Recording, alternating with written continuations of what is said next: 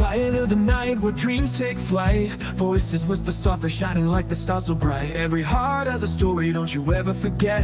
Let's open our minds, share the journey, no regret. Here we gather, a circle of hope, sharing laughter and tears, we learn just how to cope. Every tale we tell, it helps to heal our souls. In the space of understanding, together we become whole. So let the words flow, let the music rise. In your head we're chanting, the stories come alive. Every heartbeat echoes where our spirits thrive. From fears to triumphs, we'll paint the skies anew. In this podcast journey, I'm here with you.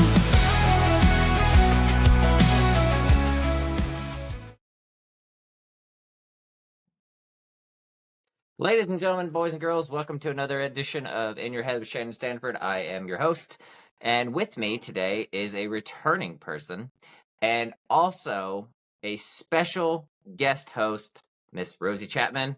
How are you today, Rosie? I'm good, thanks. All right, and with us today is our good buddy, our good brother, Aaron. Hi, Aaron. Hola. All right, and while we're doing this, I just totally realized that I need to put Do Not Disturb on. Yep, that's going to be fun for the listeners and watchers, and I want to take that out in post. So anyway, so Aaron, as you know, this is a show where you get to tell your story. So we are going to start with the first question. Now, Rosie, as the guest host or guest co-host, do you want to ask the first question? Okay, Aaron. And by the way, we're changing the name of the show. In Your Head, where's Rosie Chapman? Just kidding. Aaron, what was your childhood like? What did childhood look like for Aaron? From 1 to 6, not entirely sure. From 6 to 10, I'm 6 years old. We moved to Michigan. My mom married my ex-stepdad. Yeah, we're gonna go with that one. Lived there for about 4 years till we were about 10. They ended up getting divorced. We were pretty much told, "Hey, pack up your shit. We're leaving this weekend." I was like, "But friends?" They're like, "We'll tell them later." Like, fun. That was exciting. So we pretty much packed everything up that weekend and left while he was out hunting. And then got back here, lived with my grandma and grandpa for a little bit. Went to what was it? This was middle of 5th grade at this point. Went to the elementary school there. Finished out the year there. By the way, no, probably shouldn't say that.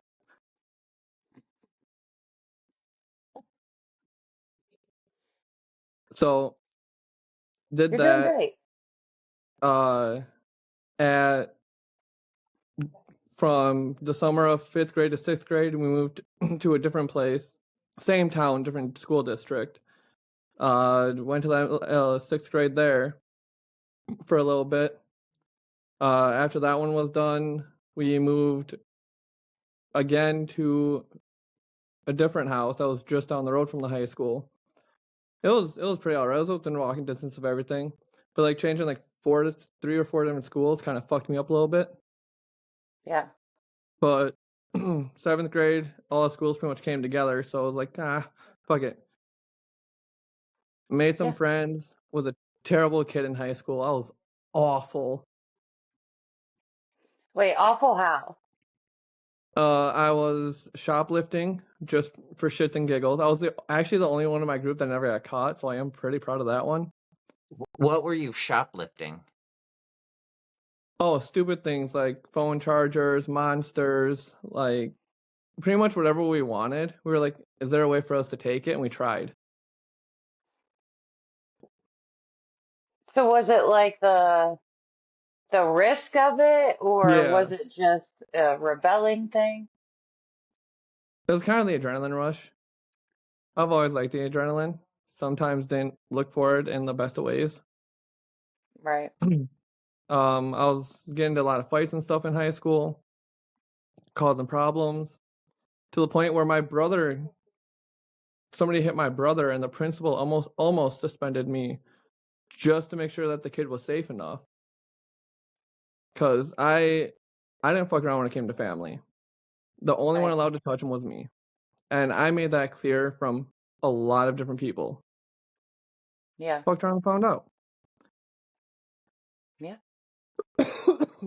And I think you're still like that, by the way. Yeah, Don't a mess little around bit. when it comes to family.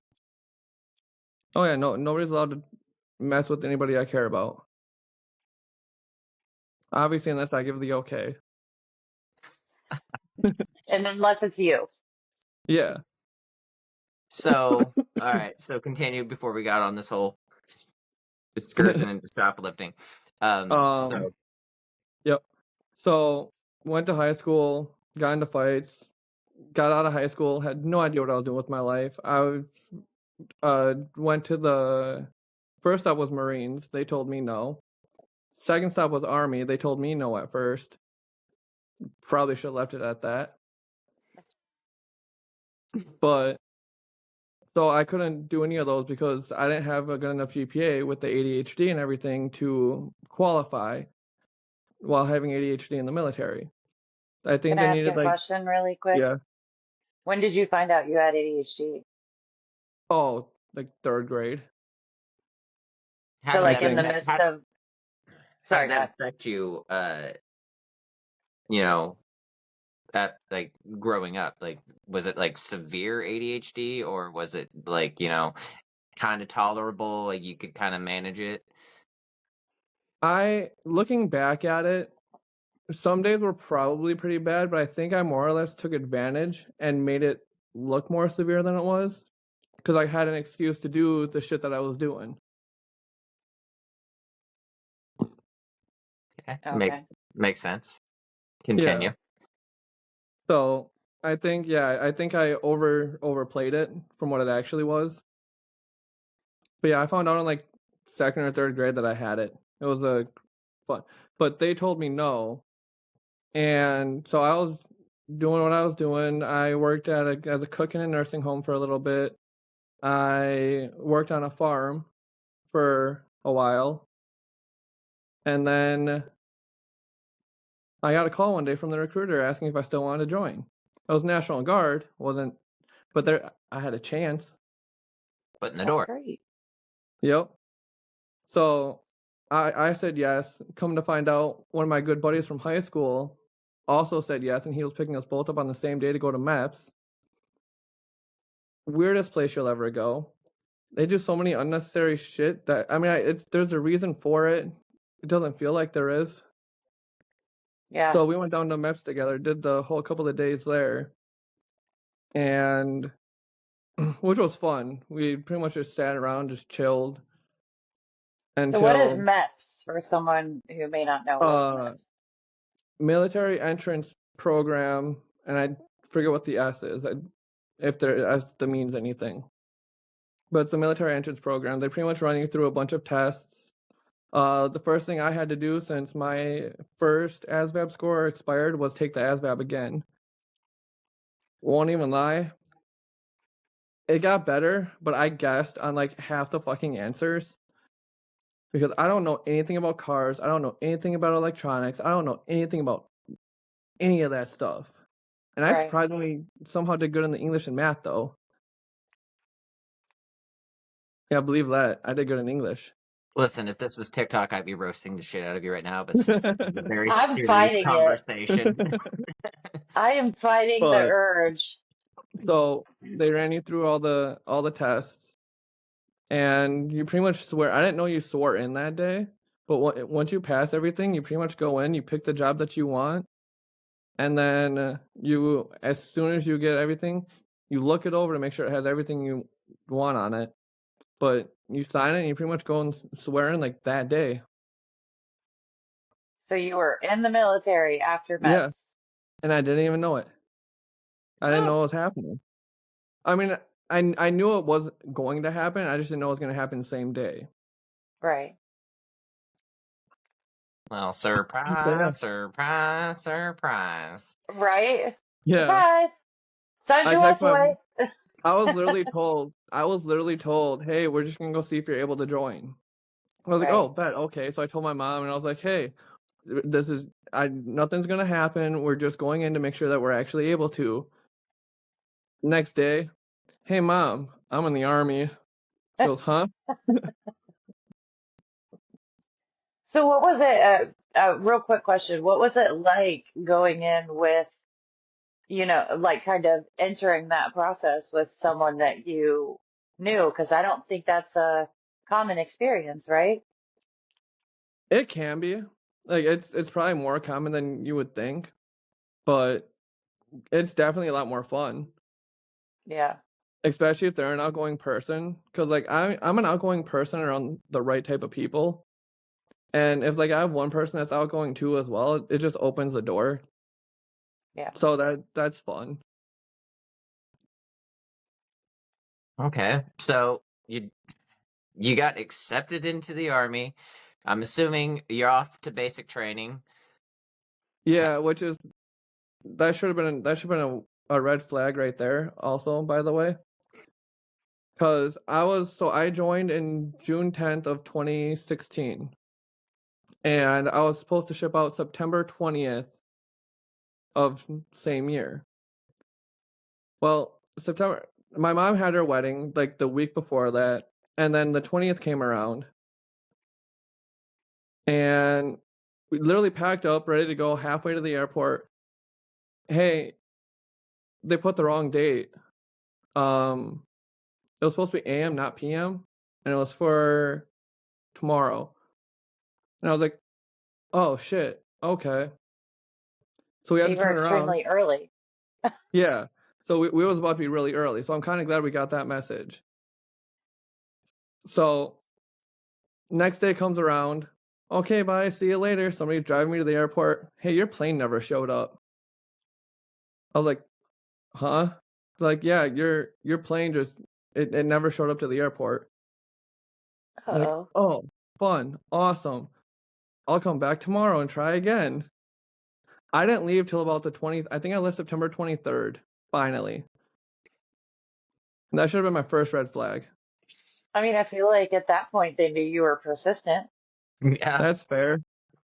if You were anything, dedicated. Yeah. you were either dedicated or really, really stupid. Both. I mean, All right, so so after, you leave. oh, sorry, God. So after you finally leave, what happens? I'm pretty much in basic training. We sit there, we get our phones for a couple of days before our cycle actually starts. So we're sitting there just messaging people, doing all that stuff. And then you're told, hey, go get on a bus. So we go get on a bus. I was in Relax in Jackson, but I don't know how people cried during Shark Attack because it ain't all that scary. It's just grown men yelling. Okay, I feel like you should explain what Action Jackson and Shark Attack are. Relax in Jackson? Yeah, sorry. What is Oh, that? that's Fort Jackson, South Carolina. Oh, okay. And then Shark Attack is pretty much right as soon as you get off the bus. Like this is when you are starting basic training. Like no more phones, no nothing. And it's pretty much when all the drill sergeants just run up on you and start yelling and screaming in your face and like pushing you around and stuff like that and like taking your bags because you're not supposed to drop your bags. So, and they're doing everything they can possible to make sure you do. I was watching some people get tossed around. I just casually walked straight down the middle, and I was fine for the most part. Like I think, like everybody on the outside, they fucked up. Yeah. So Yeah, so we go 10 weeks of basic training, graduate that. Family comes down to visit. We got a full day with them, but there's like a day and a half total of time spent with them, and then I flew off to AIT, the Advanced Individual Training.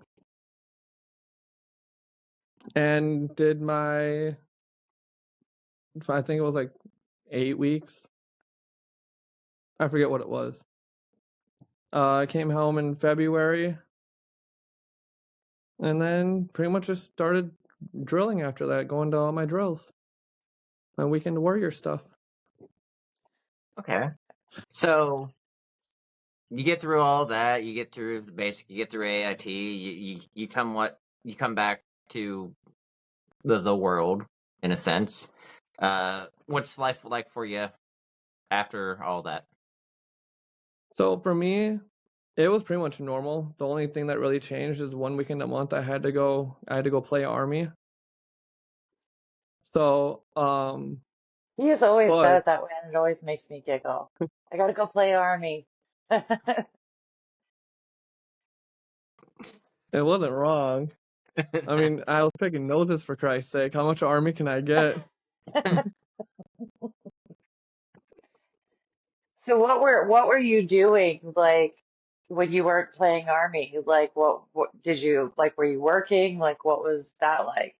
Yeah, soon after I got back, I got a job at the warehouse that I'm at, and was doing all that fun stuff, driving my little forklift around. And then 2018, they asked for volunteers for a deployment. So I was like, screw it. Let's see what happens. Apparently, it was out of everybody. I was just a lonely old private. Like, just like bottom of the totem pole. All I held my little Chevron. I was a little E2.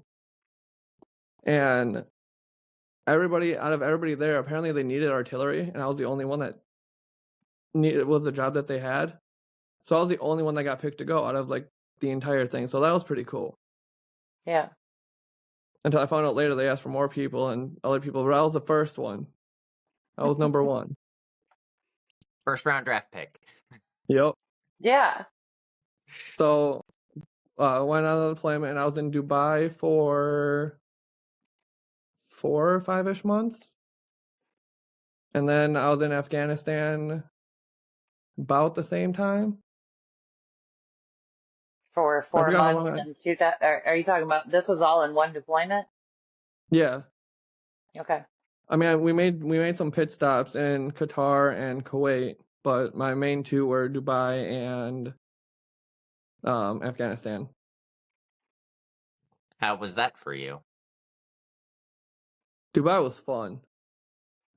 That was a good old time. I went on top of the Burj Khalifa, which I didn't think I was ever going to be able to do. It was so like seeing the view from like that high up, everything looked like little ants. Even the lights and everything, it looked like little. Like you couldn't see no cars, you could barely see the tops of the buildings. How old It were was good. you at this point? Oh shit, I gotta do math. Remember, he You did just said so well in math and that's what English. that's what I was just about to say. You said you did well in math. Yep. On different occasions. Give me a second. What year is it right now? 2018. 8 Oh, I'm years sorry. We're ago. talking about I would 2018. have been about 21. So as a Wow. 21-year-old kid, you were deployed with the Army Yeah. to Dubai first and then Afghanistan. Yes. So what were you doing, in Afghanistan and things like what was your job there? What was your purpose for being deployed there? So pretty much where we were, it was a high population of Taliban. So we had to take out snipers' nests. We had to take out buildings and stuff. Pretty much anywhere where we knew that they were meeting, we put bombs onto for Okay. little rockets. And I was pretty much sitting there. Well, my job there was detoured a little bit, but what I normally do is I sit at the computer, I type in all the coordinates and everything, verify that everything is correct, and then send it up to the launchers. When I was there, though, lowest on the totem pole, my ass got to watch it all. So I made all the confirmations, make sure that everything hit, make sure it hit where it needed to, all that fun stuff. Yeah. So that was a pretty good time So overall. what came after this? Did you get to come home? Yeah. So You said you were there for what, 9 months or something? I was deployed in total for about 11 months, but like I said, we had detours along the way. Right. Texas took a little bit of time to pre-mobilize and demobilize. But yeah, so that happened in January of 2019, about a couple days before my birthday. And then after that, we pretty much just finished our time out, launched whatever we needed to do, and then packed all our stuff up, moved it to Kuwait, cleaned everything off, chilled there for a little bit till we got a ride back to Texas. Nice. So what was life like for you after you come back from essentially, a active military career, I'm not even gonna lie. At first, it was pretty dope. Like at first, it was fun. It was everybody gave a shit. Like everybody was there. It was pretty much like partying for like the first couple months. Few months after that, still partying, still doing all the same things. Then I started drinking a little bit more, and it escalated. And realizing that I was a little bit more fucked up of watching people die and shit. I chose to start drinking, and I did that from probably November of 2019 to June of 2022. So effectively, it PTSD was kind of really coming into play. Yeah, along with depression and other stuff. So you sorry, when you got out and you got back in 2019, and then your idea was to go back to your job and your life, yeah? Yeah, which I did. So what happened, but a big thing in the world happened at the end of 2019. So what did that look like after that? So about April of 2020, when all the COVID stuff started happening, I voluntarily went because I didn't want to be home. Like nothing felt like home, nothing felt right. But being somewhere that like mattered and belonged, did. So I was pretty much volunteering for everything that I could. So I volunteered for the COVID mission, where we pretty much suited up, and at first it was like full hazmat. That shit was hot. Bet. We had to go to a bottom of a prison, and I don't know how they keep inmates in there. I was down there for like a whole 30 seconds in that suit, and I radioed up. I go, "Hey, I'm bringing my guys back up. We're not doing this. Like somebody's gonna pass out." Yeah. So I did the COVID stuff. We pretty much everybody like partied and drank almost every night. So it was really easy to drink. Yeah. So we were pretty much just chilling and drinking and picking noses. So you went from playing army to picking noses. Yep. Like what I guess what was the difference? Like how did that feel, I guess, going from being somewhere like Afghanistan and all of this crazy stuff going on and then coming home and then getting deployed again because it was a deployment, yeah? Yeah, it was considered one, yes. So Do I like count those it? Not two, really, but my records right? do. But I mean, yeah. So like how did it feel, I guess, being those two very different deployments? Like how did you feel about doing the COVID versus like Afghanistan? Afghanistan, you felt important. You felt needed. Like there was a reason that everything that you did happened. Like Yeah. it was the COVID shit, I'm gonna be honest. At first, it wasn't really all that bad. You're going around picking noses, people yelling at you, be like, ah, ah, ah, you go, ah, ah, ah. And it wasn't all that bad until people started making stupid decisions. Like, there was a few times I cussed out people I shouldn't have because they were trying to get my people essentially ran over by cars with the choices that we're making. And I realized that I had a short trigger for anger. Like one that wasn't as short as it was before. And it started getting me in trouble again. So you're short fuse. Yeah. You're developing alcohol problem. No, I'm at this point in time ADHD. it's pretty much already there. It was about 2 bottles. It was about 2 bottles a night at this point. So you're okay. So short fuse, your obvious alcohol problem, ADHD, PTSD. You probably throw in a few more acronyms in there, but what? Where's your brain? How's what's going on in the upstairs? I'm gonna be honest, I don't know. I don't know what was going on up there because the alcohol did such a good job of hiding it. Like it physically it was fucking me up. Like it was like there was points in times where I would like go like weeks without like showering, or I was like a complete slob. But like my head was numbed. Like everything inside was numbed because of pretty much drinking 24/7. I drank as soon as work got off to whenever I passed out.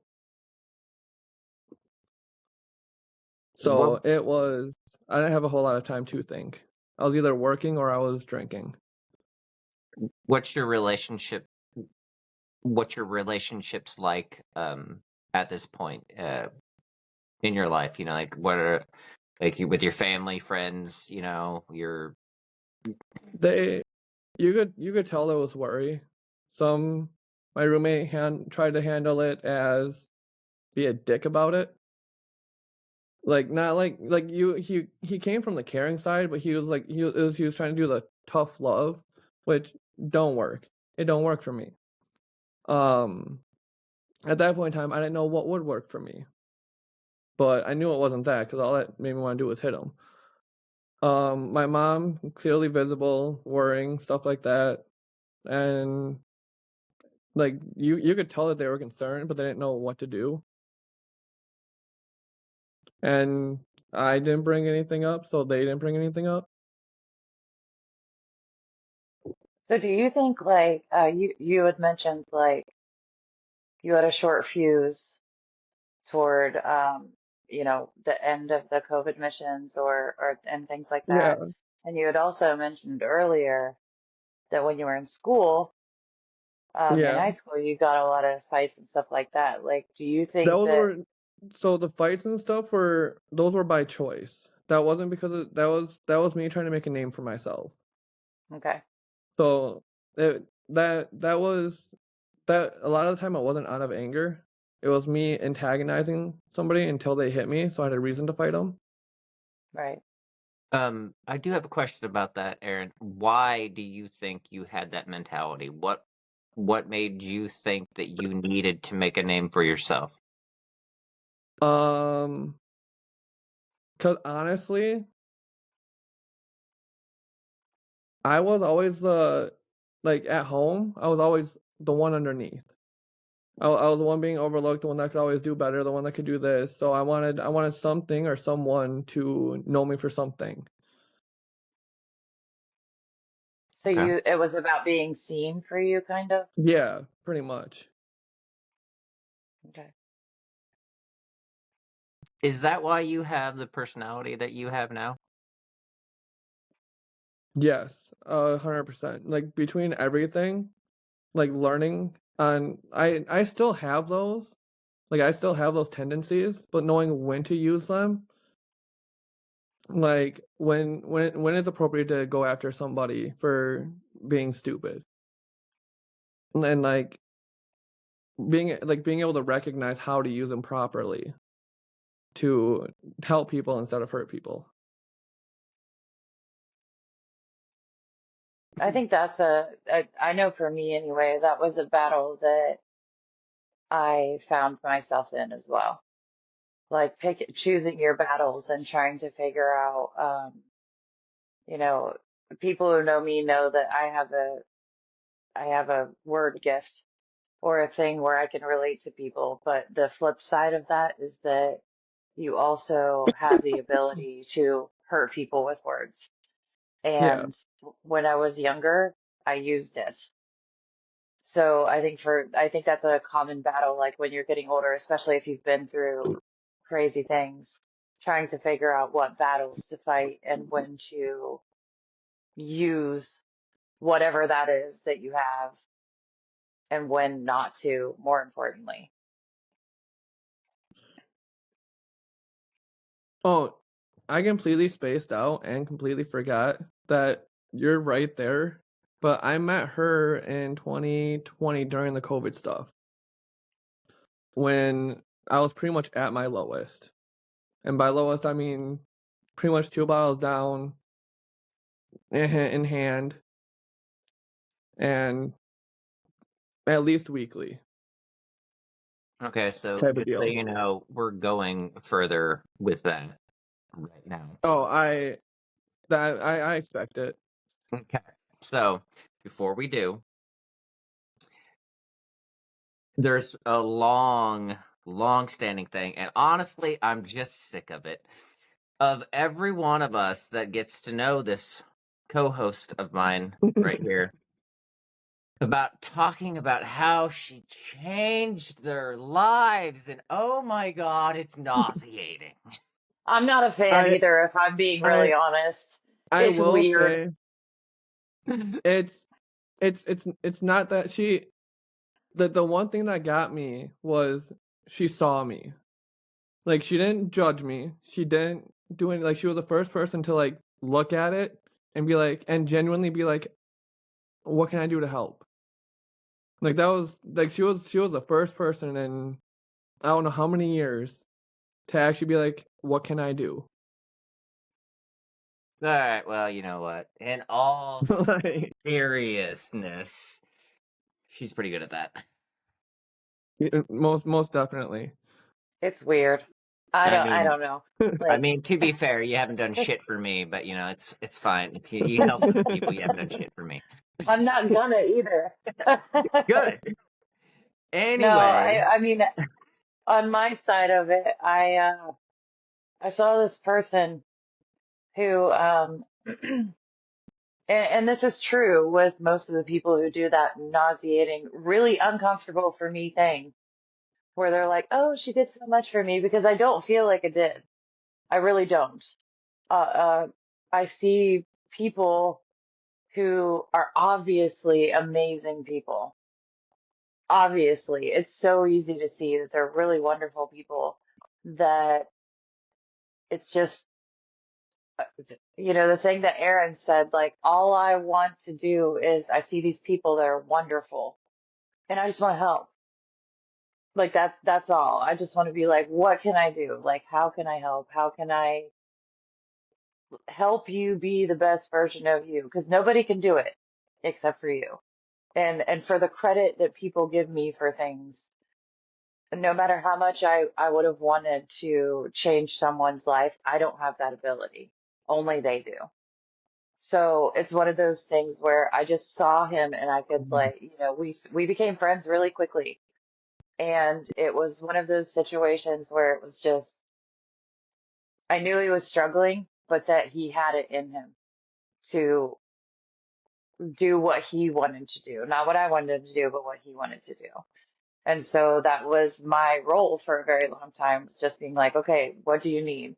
Do you need someone to just be with you? Do you need someone to just listen? What can you do? Because I can't understand what it's like to to go through the things he's gone through, just like I can't understand what it's like to go through what you go through because we're all different people and different experiences and stuff. So it was just a lot of time of being like stupid. Honestly, most of our conversations, when you hear someone say, "Oh, this person helped me pull out of a mental health hole," you're thinking these really like in-depth, important, you know, very meaningful things that come out of my mouth, but it was never that. It was always just like, "Oh, you're having a bad night. What do you think the recipe for chloroform is?" Um, like Yeah. random weird conversations to just keep the things moving. So that was my role, was just sitting there and being like, "Okay, what do you need?" Okay. So yeah, so you're great at that. And those kind of those kind in all seriousness, those kind of conversations, those kind of relationships, they do matter. But Yeah. the show is what it is, and I'd be remiss if we didn't 180 this shit and go right back to your lowest moment, Aaron. Yep. What was it? How was it? Go. Pretty much, honestly, sitting in a hotel room that I could barely sit on the floor of because I had so much random shit and trash and stuff, and pretty much and it was it wasn't really trash, it was a lot of bottles because I never put the bottles out to the trash. I clearly the house guests figured I was probably drinking a little bit, but nobody else did. So kind of that, like, pretty much surrounded in bottles and trash. Did the thought of self-deleting yourself ever pop into your brain? Oh, 100%. I won't even bullshit it. Was there any Multiple, attempts? if not, there was no attempts. Well, that's good. The biggest thing that stopped me is I didn't want somebody to walk in there and be traumatized at what they saw. I mean, that's fair. That's fair.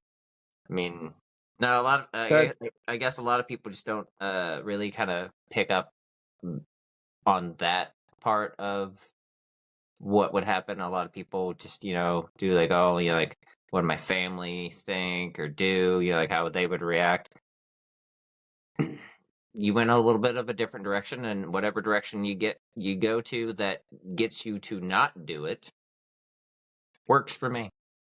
was, yeah, not wanting to traumatize somebody else and put them through the bullshit that I've been dealing with was literally the only thing that was going through my head every time. Okay, Is so not put somebody through the same shit that I am. all right, so there's a problem. There's a lot. Well, let's be fair, a lot of problems going on. Oh, 100%. At what moment do you say, you know what, fuck this, I can't live like this anymore, I have to just reboot and move forward, rebuild? When I decided to get out, I decided I wasn't capable enough in the state that I was to lead people. So I didn't want to rank up. I didn't want to do any of that stuff. I felt like if I couldn't help myself, who can I help? So I decided to get out in 2022, and shortly after, made the phone call to go to the VA. But there was a long period of time. Like, I want to say probably 2 years of debate, um, of him making that decision. And Aaron, I know you and I have talked about it, but I think it would be useful to talk about like why, when you knew that you were in a good spot and stuff like that, why that decision was so long and back and forth. I didn't want to look weak. It's literally all it was. I didn't know what it was going to do to my career. in the military, I didn't know if it was going to take away opportunities for me that I could still get, because I knew I wasn't going to do anything. Like in my head, as much as I've thought about it, I knew I wasn't going to do anything. I knew nothing was going to happen. But just because I knew that, I got to prove that to somebody else now.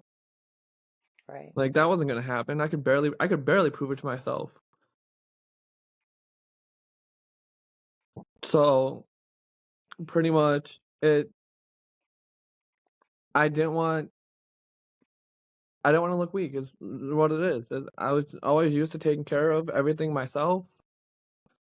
I was always used to being able to handle everything. Shit, in between 2015 and 2016, I lost 5 or 6 people. 2 of them to suicide, 1 of them to a random heart attack, 1 to cancer. While I was deployed, I lost one of my great aunts to cancer. So I went through a lot of shit that I was able to deal with, or thought that I was able to deal with.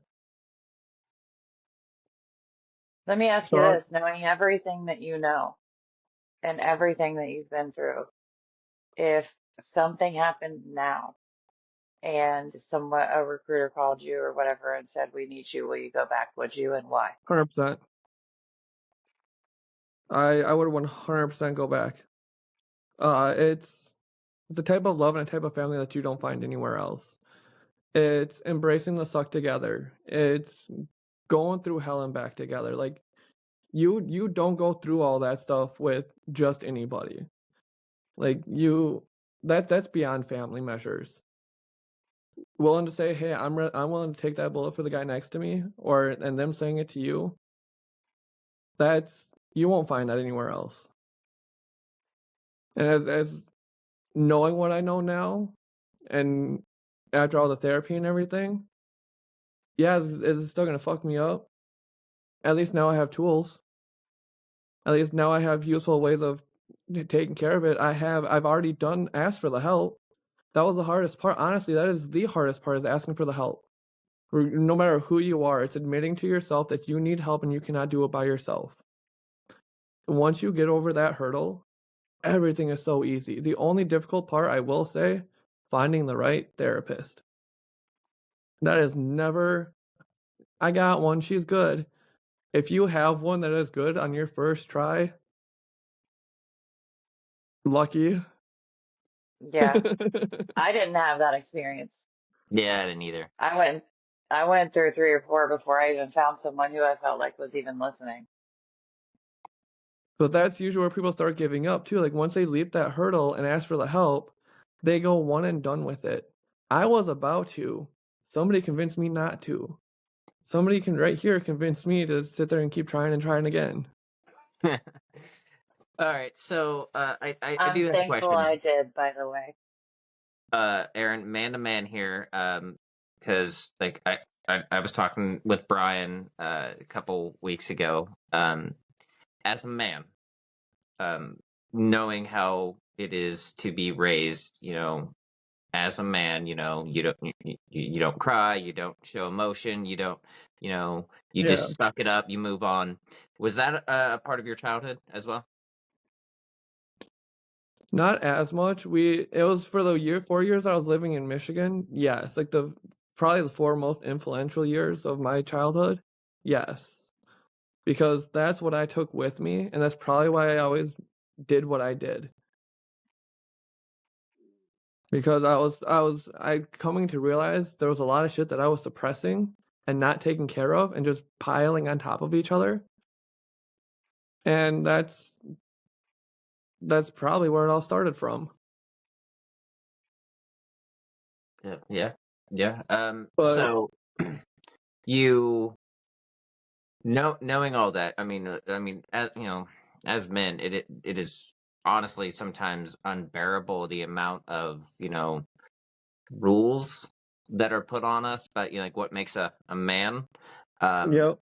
But as you get older, you realize only you can determine who you are and how you are. So the day that you realized, hey, I can't do this myself,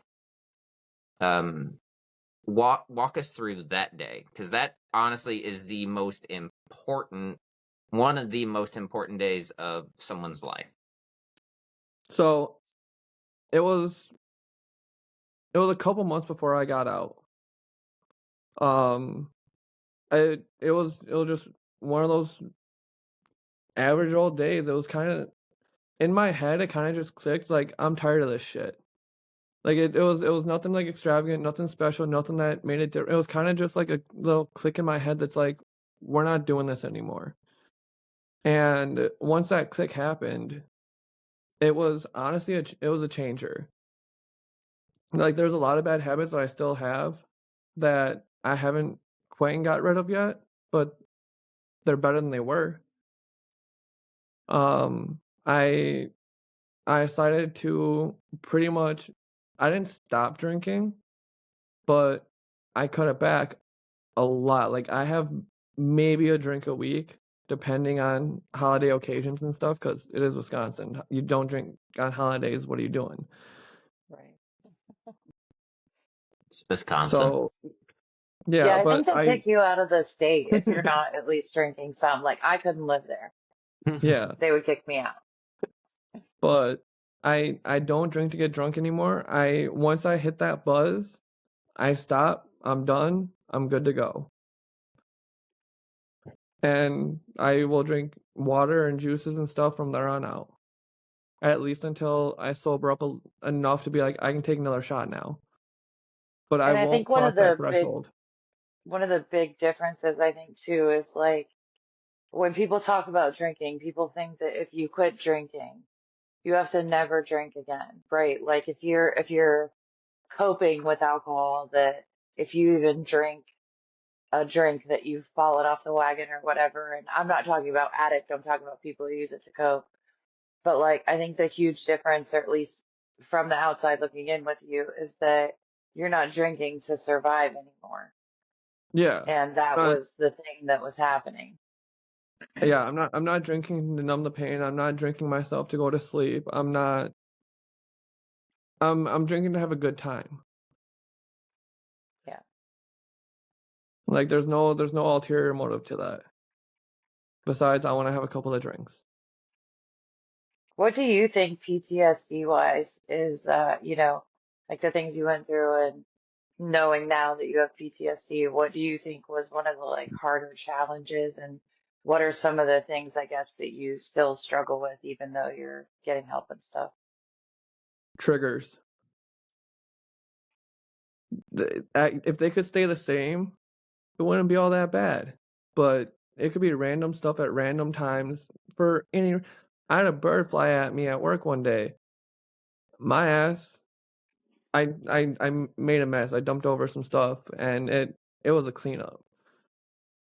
I had to explain to my supervisor that a bird attacked me while I was driving my forklift, and that's why the damage happened. Like, I would have done that.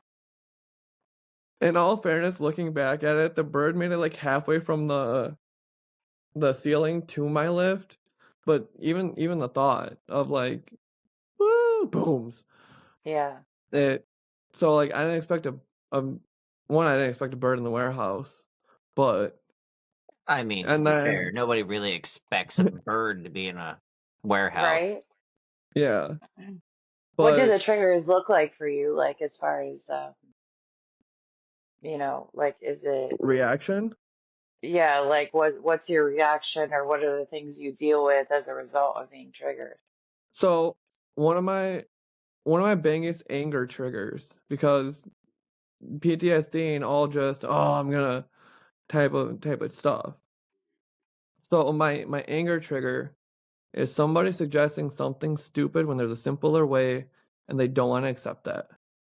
Or something, or like a stupid rule that gets put in place that has no reason to be there besides to fuck somebody over. Like, those types of things irritate the living hell out of me, and I will cuss a motherfucker out for it. Pardon my French.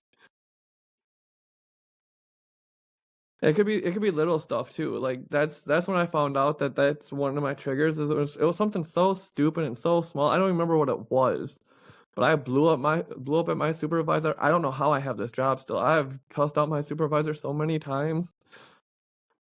Are they understanding? For the most part, yeah.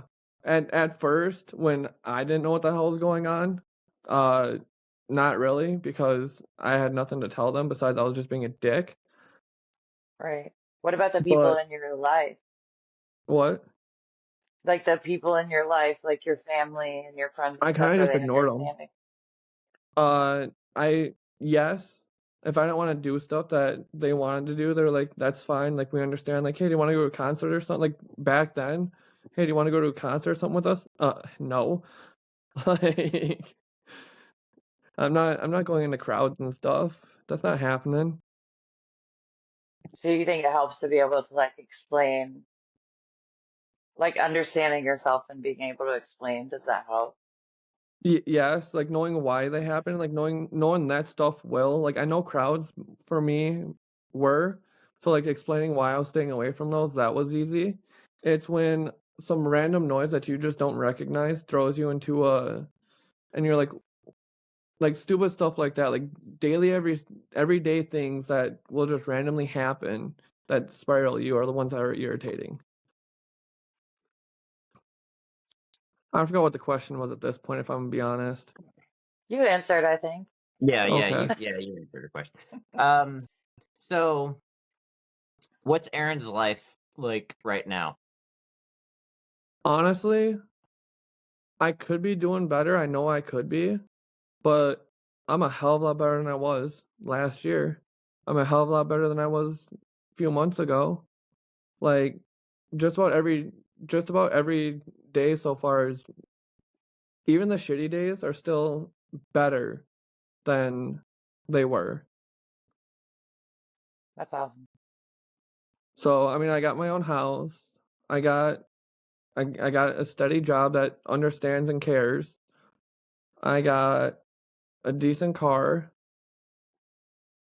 Like, I'm not doing too awful. Like, once I stopped spending so much time drinking and just getting trashed, things looked up. Is getting sober-ish. Oh, I still do other stuff, Yeah, but ish. Ish. It's the yeah, that's fair. ISH Sober in there. adjacent. Um, so getting sober-ish, was it like basic game changer? Like this was probably one of the smartest decisions of my life. Oh, 100%. I would probably have so many more hospital visits at this point in time if I was still drinking more the amount I was, if not more at that point or at this point. Like, it was a game changer health wise and overall mentally. There was nothing to sit there and numb everything, and having the therapist help walk through things with you and like teach you how to do, like, how to manage it yourself, like releasing it pretty much helped. Do you feel like the alcohol was like a band-aid on a bullet hole, pardon the pun, but like, do you feel like it was kind of like that, or like it made it worse, or it made it like did it made it better? Like, what are your thoughts on, that Overall, coping strategy? overall it made it worse. In the moments, it made it better. It felt like I should say it felt like it made it better. It didn't. We all know it didn't. But that's why it made it worse in the long run. But it felt like it made it better. What do you do now whenever you're having like a just an absolute shitty day? Like what's your like process on like shitty So, days? depending on what type of shitty day.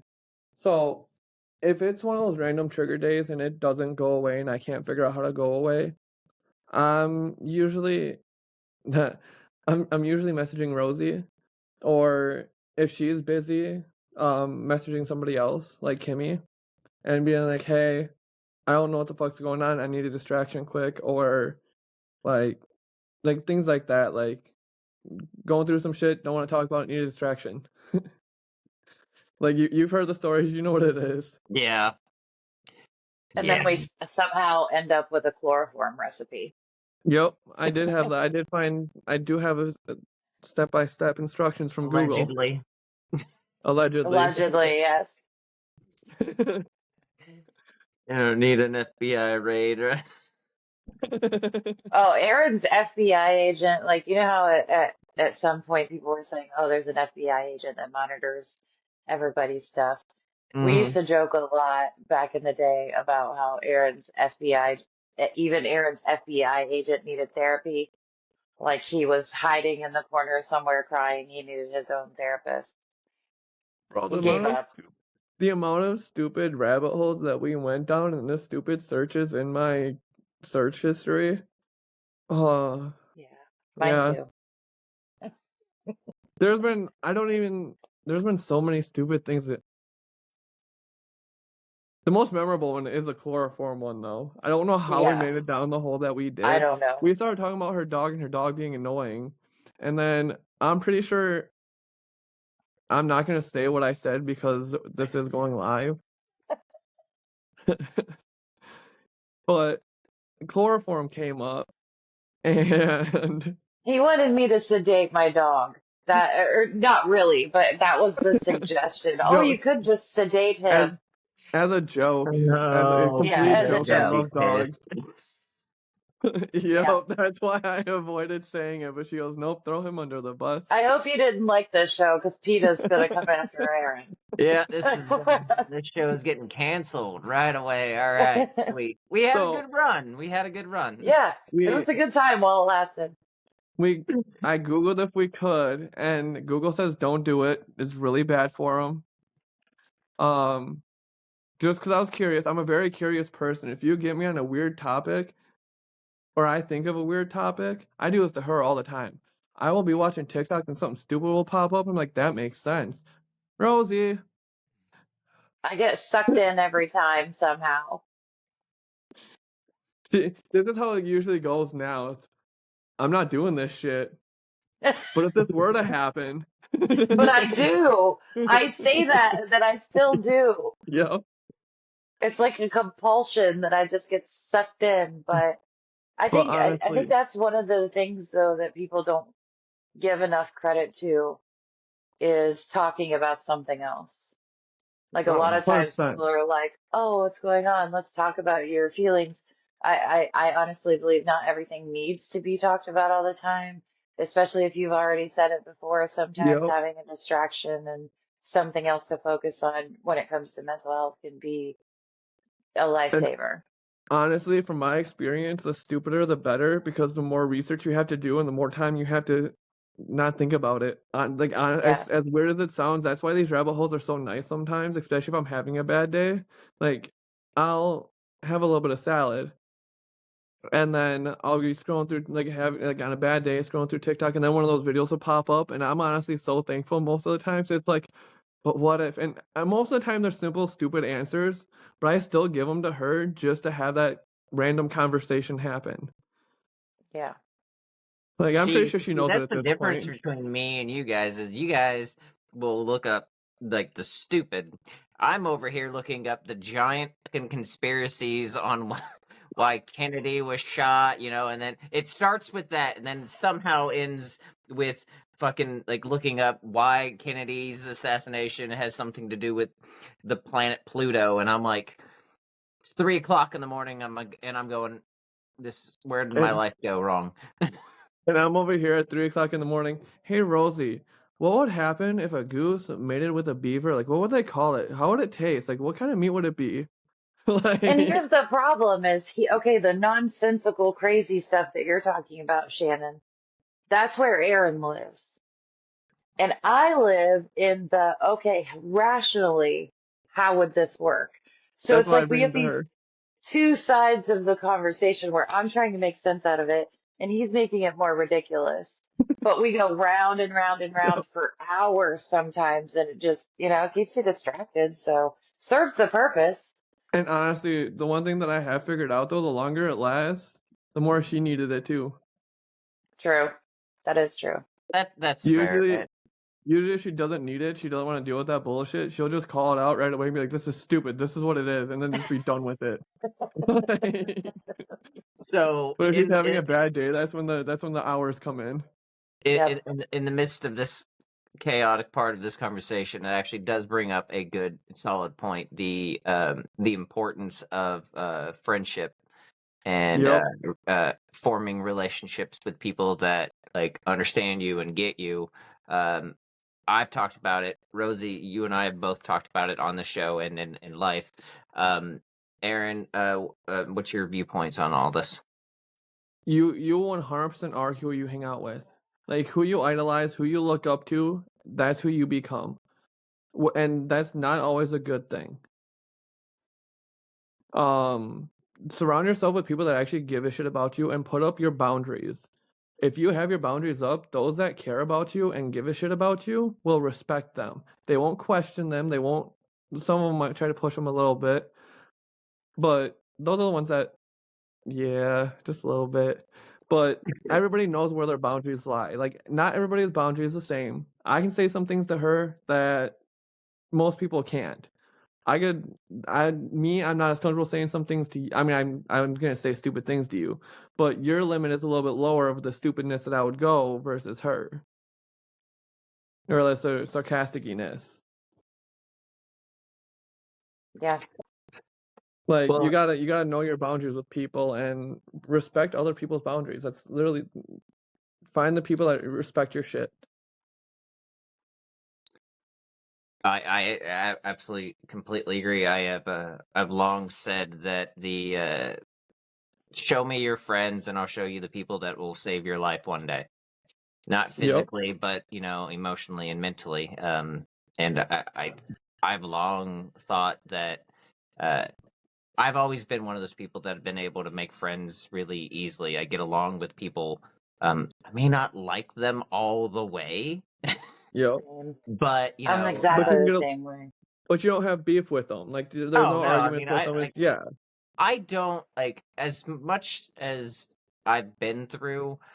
And as much as I'll say it in a joking manner about how I hate people, I honestly don't. I mean, I love people, and for like it honestly doesn't matter, like because like I can see the good in everybody, despite the Yeah. most evil things that they can do to me or around me. Um, that's just a curse that I have. But It's not always a curse though. Like, giving a shit about people, as long as a lot of people who do that though don't have boundaries. I mean, Not now, but back when I met Aaron, that was me.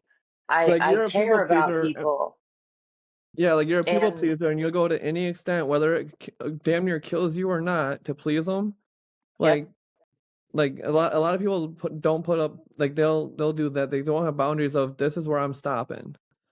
And Like, that if was you're the not giving thing the it people back, around me taught me was that yeah, you can be good, you can be kind, you can love people, you can see the good in people. But also you can put up your own boundaries and say, this is okay with me, this is not okay with me, and that's okay too. yeah. Like, they can be, like, you can see the good in them, but like, how many times are you gonna let them fuck you over before you? I mean, there's still good in them, but when do you give up? Like, not give Right. up, but like, when do you stop putting in effort when they're not? Yeah. that is the age-old question.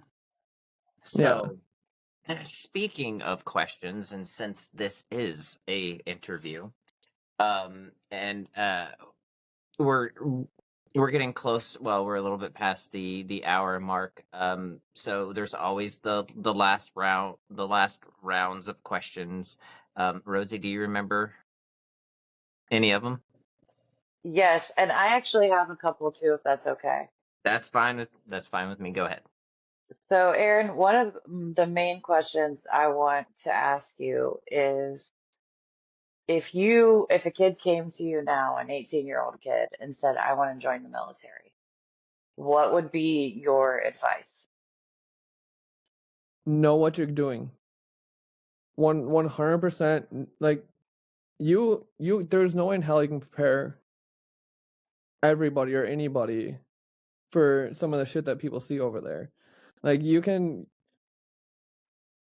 make sure that they know it's okay to ask for help. Like right off the bat, whether they're going through some stuff or not, make sure that, especially if you hear that they're deploying or something, make sure that they know and keep your word. Like have their back. Understand, home doesn't feel like home when you come back. It never will feel like home again. A piece of you will always be left over there, no matter who you are. That's great advice. Yeah. And we talked a lot about alcohol.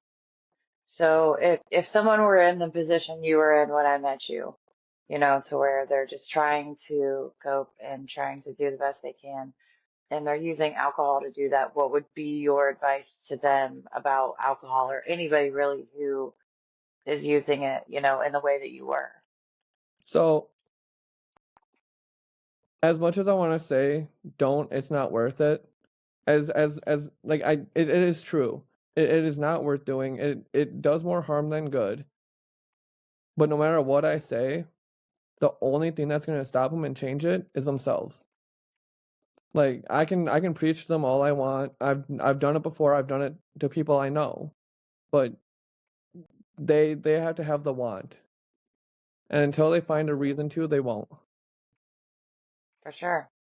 Okay, now this is Shannon's favorite question, to put people in their heads and make them feel slightly insane, because he did it to me and I've seen him do it to a lot of other people.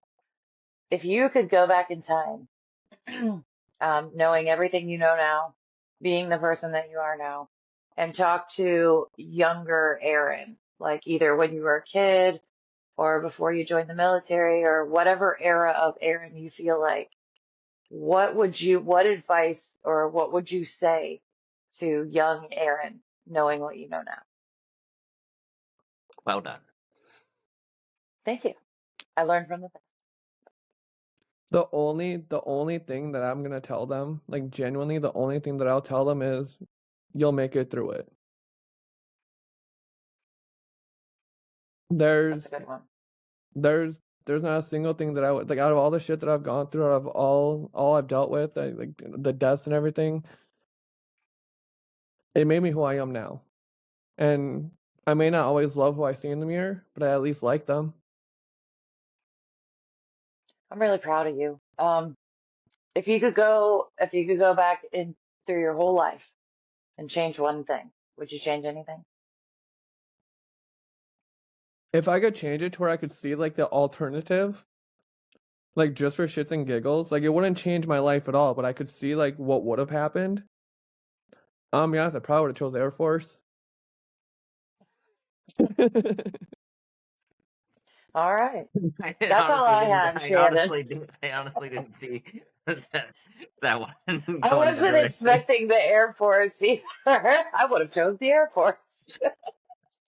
I They do were have. right. I didn't listen. I mean, I do have a couple more, and then we'll get into the ending. You talked about the people that you lost.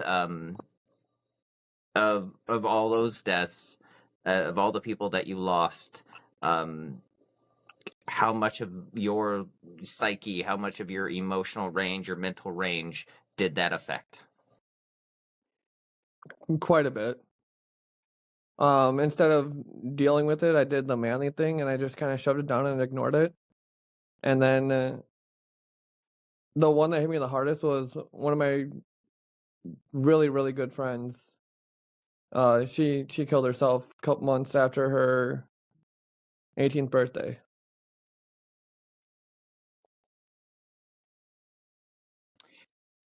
So Does that that one did a little bit, does that but I didn't do anything about it at the time. I drank the pain away, just like I did everything else.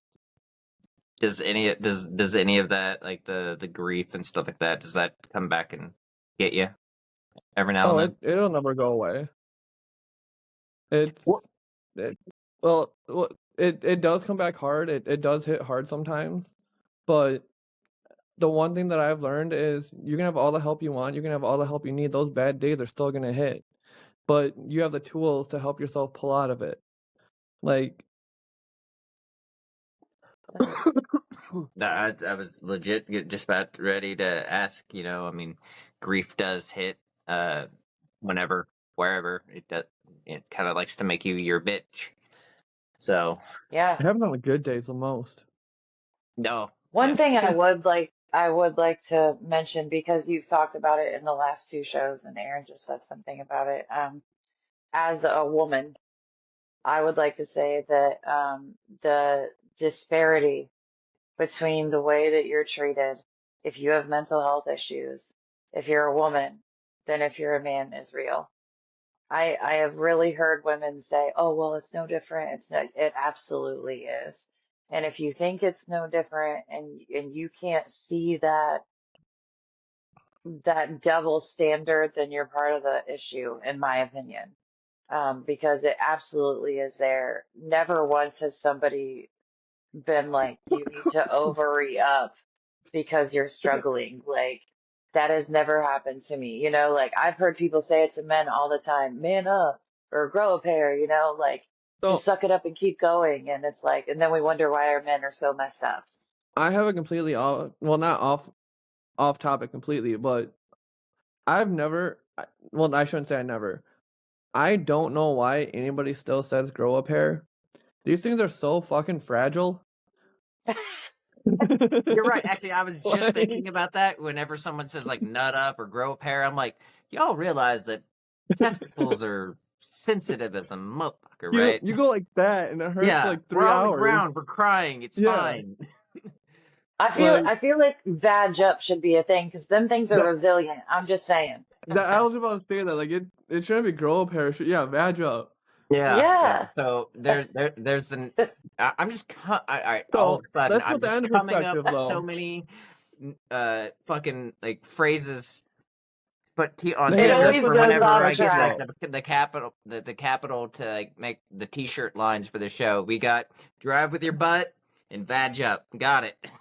Yes, drive with your butt and vag up. Those are two life things I feel like you can apply to any This situation. show is teaching life lessons, I'm telling you.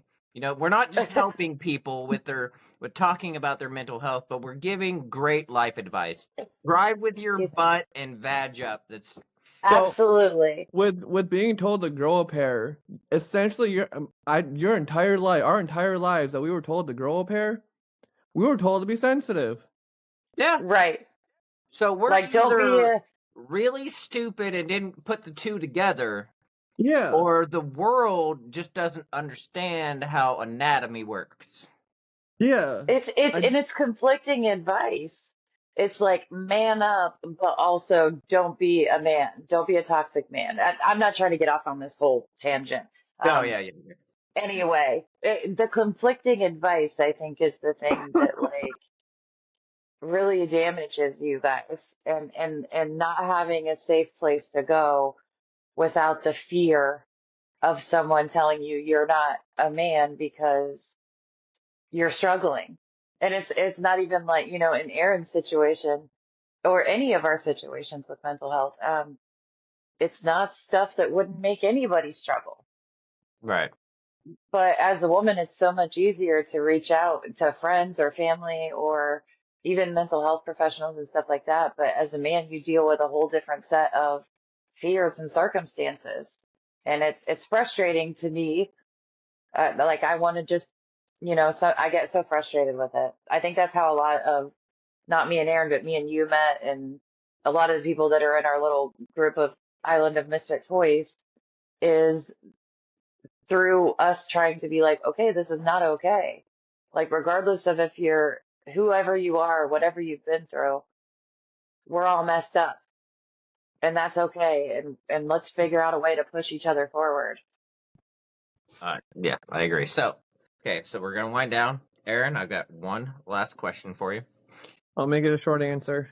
Okay, good, because it's only one word. I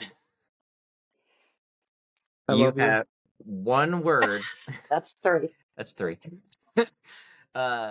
Yeah, one word. Your entire life.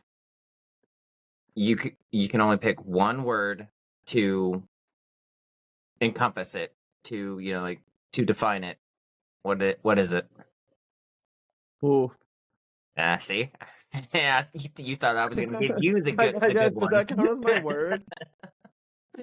He's good with Can I these use that thinking one? questions. One word. Adventurous. Okay. All right. All right. And you don't even need to explain it because that would violate the one word answer. Yeah. All right. So Stick to anyway, your own rules, Shannon. I'm trying. All right. Aaron, I want to thank you for coming on the show and talking about talking about your life. It's never easy, and sometimes it does get a little bit difficult. But from what I know of you and the entire time that we've been friends and brothers, I've never met a more caring individual that is just so like drop everything that he has at that moment to make sure that a brother or a sister is good than whenever I met you. So just seeing this side of you, knowing a lot more about you, dude, I don't know how you survived the way that you did and everything that you went through. I couldn't imagine all of that. But the fact that you did and the fact that you fought and had this the self awareness that you knew things were too bad and you fought to change it, and you've not only just changed your life but you've changed other people, you've affected other people whether you like to see it or not. I commend you, man. You are like hands down one of my favorite Arons. So I know like 8 of them, so you're top 2. But in all seriousness, yeah, dude, thank you not just for coming on the show, but thank you for existing, sharing your story, being a part of a life-changing, as I like to think of our little group, a life-changing movement, a life-changing moment. So thank you again, buddy. It's got to be you. That's all That's what it he is. said. So, No, I'm super proud of you too, just so you know. ladies and gentlemen, thank you again for coming on this journey with us. And Rosie, thank you for co-hosting. You did an excellent job. And don't worry, Miss Rosie here will be back. This time around, she will be playing the role of not just co-host, but actual host. Oh, I didn't mean Oh, to do that. but that works. What just happened? When you give a thumbs up, apparently it does that. I'm sorry, I didn't mean All right. sorry. Oh, Speaking of ADHD, It's I'm just saying that was perfect timing. it was. Anyway, I guess for those that are listening on Spotify, when she gave a thumbs up, there was fireworks in the background Yeah, as we kind of announced scared me a her little. coming on the show as a host, and her target, and I've given her full permission, will be me. ah, shoot. I'm so excited. I'm gonna make you cry. That's my goal. You made me That's cry, a so I'm coming for you. that's a And you know weird goal what? to have. Just to make it fair and fun. So this app that I use to record on gives the ability to where I send a link to bring people in for an audience. So I will be sending it out to the group chat so whoever is Yes, available can come in and watch live while we're doing that's it. amazing. So, Yes. Yes, all right. So, awesome. ladies and gentlemen, once again, thank you for coming on the show. And if by some chance we don't get to the Rosie one that that I'm planning on being the last of for the year, I'm just gonna say it anyway. Merry Christmas, Happy Hanukkah, Kwanzaa, Yule, Yeah. Toyotathon, whatever, to Merry everybody. Krimica Yule. Krimica Yule, happy holidays. Merry Christmas, Hana Kwanzaa. There you go. You're forgetting the Toyota-thon. Oh, dang it. And Toyotathon. Yeah. All right, ladies and gentlemen, And thank you Chevy again. Extravaganza. Thanks for having us, Shannon. No Love problem. you. This, if it, I love you guys. I love you guys too. In case you were ever wondering, I guess with TikTok being almost over, well, before we actually end, we should probably discuss since we all met via TikTok. Yeah, Um, yeah. with this app potentially coming to an end, if things don't change, um, since there's three of us here, and maybe one day we'll get together for like a whole BBS thing. Actually, I just realized the only person in our little group that this won't affect, like the TikTok ban won't affect, is Anita. Yeah, because she's in Canada. Yeah, Huh? she'll be the lone, The lonely Canadian. the lonely Canadian BBS member. She's gonna have to represent us well, Yes. or we'll all have to like We're I gonna let don't her know somehow. make that it'll decisions. I don't know that it'll actually happen if I'm being honest, just because so much money is made and things like that. I think either it'll be bought or it'll be repealed, but if the worst thing happens, we'll find each other. I mean, we already have each other one on one, so we'll We have an find entire Snap group. It's not like we can't yeah. communicate. But Yeah. I'm just saying we'll find other people and other apps and we'll find a Yeah, way to do what we do in other mediums. Yes, this is we'll do it. true. But since worst case scenario that is gone, I will say this. I have I have, like I said before, I have been able to make friends in every area of my life. Whether it be school or whenever I was in professional wrestling. Like work. Honestly, some of those people I see way more than I really want to, but Right? um, but coming onto an app very begrudgingly, and then I was honestly talked into it. Uh, so and coming across people and finding people, and sometimes in spaces and moments in your life where you're not always the best. Um, and there's so many different angles and genres on TikTok. The fact that we were all able to find each other or gravitate towards each other, um, it has honestly been more surprising and uplifting for me. What are your guys' thoughts, real quick? Oh, 100%. Social media it is as good as you use it. Like, you're gonna get hate. Like, people can say whatever they want. At the end of the day, the way that I see it is, if they can't say it to their face, why does their words matter to you? I am sorry, Aaron, go ahead. But it is overall, like, if you intend it to be good, you will find good people and you will make good friends. Like, it's all about how you use it and what you want to do with it. I agree, Um, Rosie. I agree with you, Shannon. I think that I mean I can't say it in any other way, and a lot of people think this is cheesy or whatever, but that saved my life.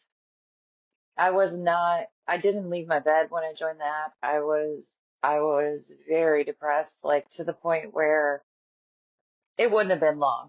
I'll just say that. It wouldn't have been long that I would have stayed here on this earth. And the first person I met was Aaron, the very first person. And through this blind leading the blind, both of us being an absolute dumpster fire mess, we somehow were able to push each other forward and we got to better places where we needed to be. And if it hadn't been for that silly, stupid, ridiculous, weird, amazing app, I would not be the person that I am. I've been on this podcast. I've been on Lupus Awareness podcast. I've gotten to do all of these amazing things that I'm not going to sit here and list out because that makes me sound ridiculous. But I've gotten to do all of these amazing things because of this silly little app that you know, it gets a really bad reputation. But as Aaron said, social media is a tool. Um, you get out of it what you put into it, and we've gotten amazing things out of it because that's what we put into it. You wouldn't get mad at a hammer for hitting a wall. You know what I mean? Like, and putting a hole in the wall. You led the hammer to put the hole in the wall. So it's the same with social media. It can be horribly toxic, but the amount of toxicity is what you let in. And I'm grateful every single day for this app because I have a whole family that I wouldn't have had, or not this app, but TikTok, because I have a whole family that I wouldn't have had otherwise. It's a blessing. I think God put TikTok in my life. And I know Yep. that sounds cheesy, No, I did. but I, it is I what it completely agree. And whether, like we said, whether it ends or not, I mean, there's a there's just so many things, and so many people that lives were changed by it. And, it wasn't just our group. I've seen, other is. people, Yeah, lives, and, seeing people find themselves. I mean, you and I, Rosie, we both found absolutely. our significant others through the app. Yeah, Like we've, been able to like business arrangements, and we've been, yeah, so many different opportunities and people were made. But I think the most significant, and I think we can all agree here, was um, that lives were changed more than they were hurt. You can Yep. the agreed. TikTok has, like you have all these like TikTok beefs and stories and dramas, like melodramas and stuff like that. Yeah. None of that, is ever fucking relevant in real life. At Mm-mm. least not to me, and I'm sure not to you guys, because Nope. we don't like to be a part of that. I mean, we'll take care of each other. If someone's being, Right. one of those keyboard warriors in the comments, we, Yeah. like, we'll protect one another in that way. Like we'll, regulate, The but only thing for me with the potential of the app going away, like this is the thing that bothers me, is we all have a similar story that when we found it, we were not okay. And for me and for a lot of us, the app has already served its purpose. And we got what we needed from it, and we have relationships and connections from it. But I hate to think about somebody who's in the position that I was in, not having something like that to go to. That's the 100%. thing that bothers me. all right. Well, again, so I guess we're just gonna repeat this again. Thank you guys again, and that's what I love about shows where I have guests that it's just easy to talk to, and like, you don't have to Yeah. drag stuff out of them. Is that you can be about, like, I don't know how many times I've been about to end the show and be like, oh shit, wait a minute, this thought just popped up because ADHD is a thing with Yep. all of us. That's what I was gonna say. It's a blessing and a curse to have people like that because then you start talking and forget what you're supposed to be doing. Yes, that's honestly like that episode that I'm speaking of the fucking moment.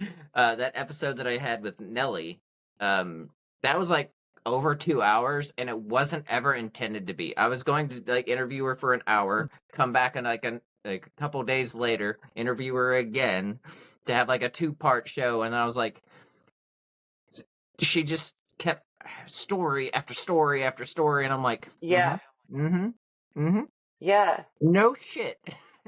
Right. You get sucked in. You can't, Yeah. yeah, you can't make it shorter. So, oh, and I actually, I have to announce before I leave, Rosie. So while the Spotify Wrapped showed that Nelly got the most listens on Spotify, as I was looking at the analytics, Miss Rosie, you were the most viewed podcast of this year. You know what it is? It's the forehead. I know. It's all this. People can't look away. I'm gonna start projecting movies up here. But that's awesome. Thank you. Thank you guys for No, watching. no, no. Thank you. So, well, so once again, for the 18th time and 84 years later, or 89 minutes later, thank you guys again. I will talk to you later. And thanks for coming on the show. And Aaron, as always, as I tell everybody, you are more than welcome to ever come back on. Maybe we can just flip the scripts again and you can be a co-host or you can be a host and we can have you interview one of our Rosie or another sad sucker that we have in the group that doesn't realize that they're about to get interviewed by Aaron. And I could just sit back here going, oh, this is going to be You such know a those train questions wreck. ain't gonna be normal questions. Yeah, I Yeah, it's know. gonna be weird. I know. And that's why In Your Head is such a perfect title for the show, because it doesn't have to be a mental health show. It can be That's fair. whatever's in your head. And y'all are Yeah. lucky that I got you. I rein myself in a lot of the time. So that's the tiring part of me, is I rein myself in, because otherwise the weird just gets a little out of control. It does. I So, get it. all right. Thank you Well, thank again, you for having everyone. us. You have a And good night. tune in again as we Aaron. just embrace the chaos. Always.